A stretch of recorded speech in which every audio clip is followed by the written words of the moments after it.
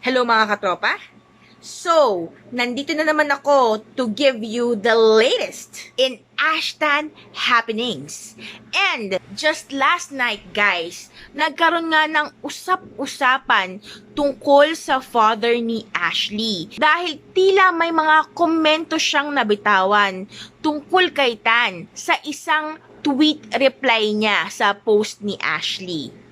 Sa isang Twitter post ni Ashley ay nabanggit nga nito na medyo hindi magandang pakiramdam niya. Pero sinabi niya dito na nai-inspire siya ng fans para siya ay tumayo ulit and to push through. So, nag-reply dito ang daddy ni Ashley. Sinabi niya na there's nothing like Mamsi's medication advice won't fix. And that hindi pa daw siya makakauwi ng Pilipinas para alagaan si Ashley. So, ang mga fans ay mabilis namang nag-reply din dito sa sinabi ng daddy ni Ashley. Sinabi nila na wag daw mag-worry yung daddy ni Ashley kasi nandito naman daw si Tan para alagaan si Ashley. At dito na nga nagsimula ang mga na-perceive ng ibang fans as controversial replies ng daddy ni Ashley.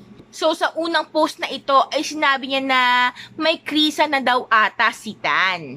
Nag-reply actually dito yung isang fan at sinabi niya na meron nga ding Francine and Sheena na sinaship kay Tan. At sinabi niya na parang lang din kay Ashley na meron ding nasiship na Mitch and Lance. Kung saan naman, pabirong sinabi ng daddy ni Ashley na, what? Chick boy pala si Tan at hindi daw niya na-sense yun kay Tan nung kausap niya. Pabiro ding natawa ang isang fan at sinabi na si Ashley lang daw ang mahal ni Tan. At itong susunod na tweet o reply ng daddy ni Ashley, dito ata medyo na-trigger yung ibang fans. Sabi niya, mukhang opinion lang ng fans yung love na yon. Maganda siguro kung mababasa natin mismo kay Tan kung totoo ba yung nararamdaman niya. And dyan na nagsimula ang kaguluhan guys sa internet world. And ang dami nang nagbigay ng mga opinion nila na kung pinagdududahan ba daw ng daddy ni Ashley ang nararamdaman ni Tan para kay Ash, at kung ayaw ba daw ng daddy ni Ashley kay Tan. Well guys, I just want to say my piece about this. Ganito lang yan guys eh. We don't have to take everything so seriously. We don't have to be super sensitive all the time. Hindi kada maliit na bagay na masasabi, hihimayin na natin at pag-iisipan natin ng masama. Let's try looking at things on a different perspective. Let's try na lawakan natin yung pag-iisip natin at intindihin natin yung mga sinasabi. At isipin natin na hindi lahat ng bagay dapat pinapatulan, hindi lahat ng bagay dapat siniseryoso, hindi lahat ng bagay dapat dinadamdam. Here's the bottom line guys, magulang yan ni Ashley. And sa kanya, yung babae. So, even if ikaw ay isang magulang guys, lalong-lalo na ikaw ay isang tatay at ikaw ay may anak na babae, gusto mong protektahan yan. Kung natatandaan nyo yung previous video ko guys, dun sa other channel ko, hindi ba't sinabi ko na sa inyo, ang mga magulang, cautious yan sa kung sino yung magiging partner ng anak nila. Sinasala talaga nila yan ng maigi. Hindi automatic gusto nila yan. At hindi rin ibig sabihin na kahit gusto na nila yung isang tao, ay ipupush na nila para sa anak nila.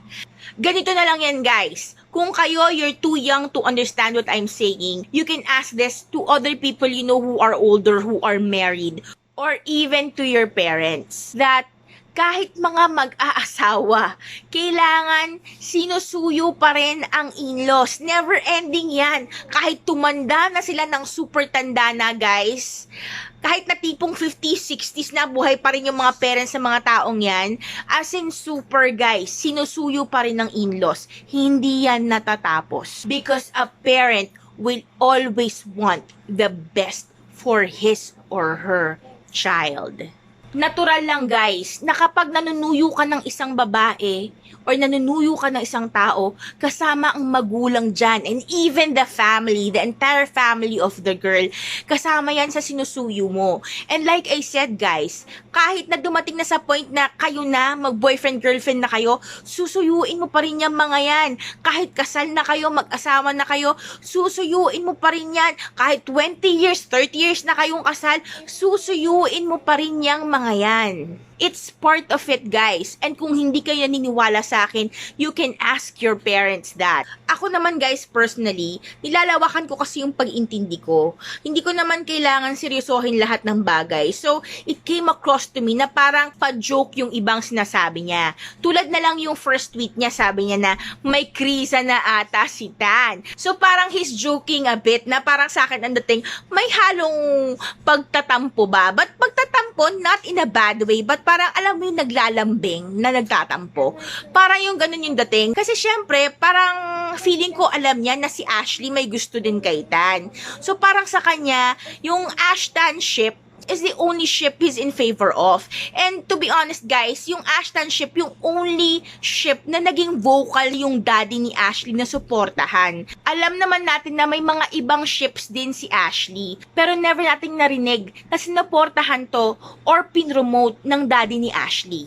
So, siguro guys, medyo invested na siya sa Ashtan. So, medyo siguro sa kanya parang yung, alam mo yung palambing na parang na-hurt or nagtatampo, na biglang, bakit si Tan biglang merong Kristan or ibang ship na parang sinusuportahan ng ibang fans. So, sa akin guys kung ako lang tatanungin nyo, I will take it as a positive thing because it means may value sa daddy ni Ashley ang Ashtan. And all the more that we should prove to them that malakas ang ship ng Ashtan at good influence ito sa dalawang bata.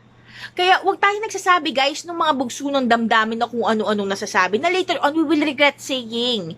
'Di ba? Kasi hindi mo na mababawi yan. Once masabi mo na yan, hindi mo na yan mababawi. Okay lang naman guys to have opinions. And if you feel like you have to vent out your feelings, okay, do so. Pero do so in an environment na wala kang maapektuhang ibang tao. Lalong-lalo na yung mga nag-reply pa directly dun sa tao. You don't need to do that. If you just need to vent out some feelings, go ahead and tweet. But don't tag the person, don't reply to their tweets.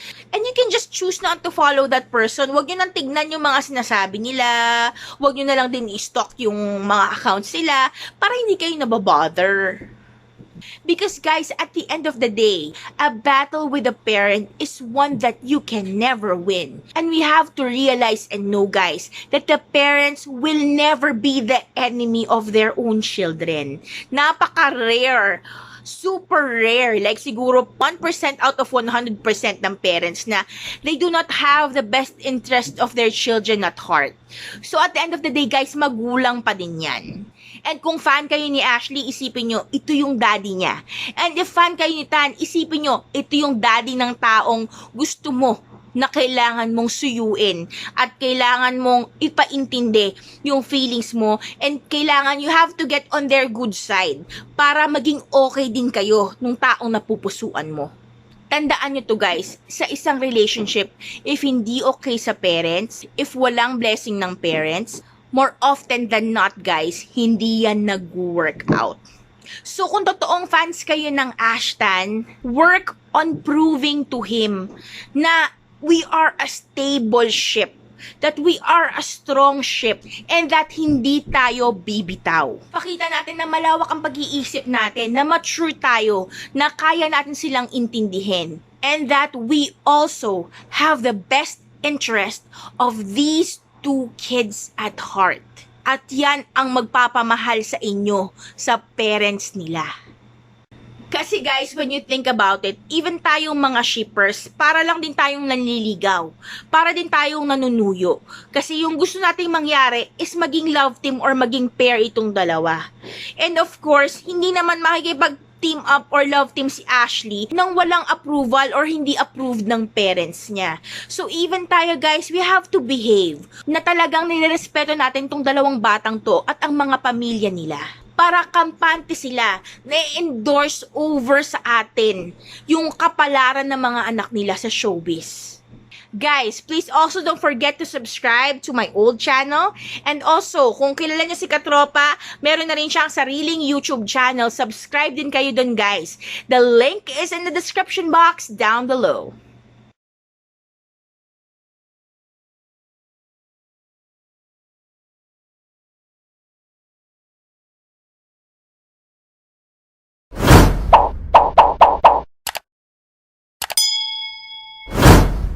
Bakit